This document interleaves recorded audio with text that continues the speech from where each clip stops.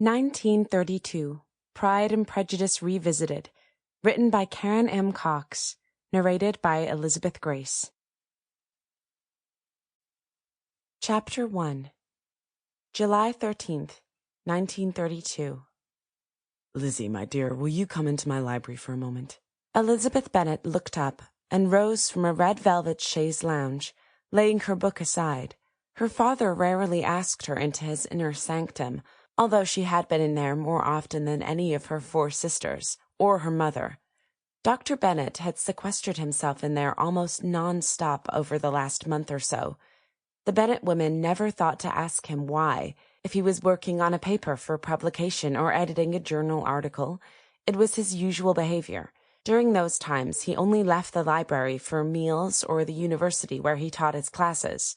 But something about his demeanor, when he appeared in the doorway, caused a knot of anxiety in the pit of Elizabeth's stomach. He looked as though he hadn't slept well for days. He was subdued, dejected even, and his shoulders slumped as he turned and headed down the hall. She entered the study and closed the door quietly behind her.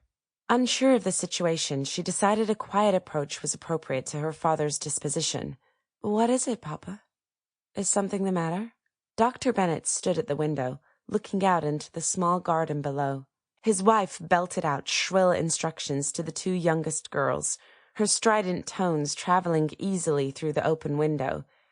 Sensible garden plants such as tomatoes, squash, cucumbers, and beans grew in place of pretty daisies and morning glories this year.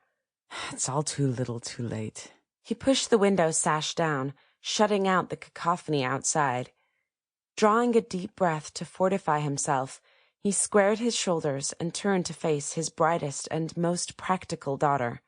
Reading her concerned expression, he gave her a kind smile. "Have a seat, Lizzie.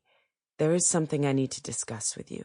Elizabeth came around the chair facing his desk and sat down, poised on the edge of her seat. "You sound worried. Please, won't you tell me what is wrong?" He sat heavily in his high-backed leather chair.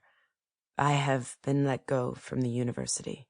"Let go?" She blinked several times, an uncomprehending look on her face. "Yes, let go. Fired." "What?" Elizabeth's eyes were round with shock. "But why?"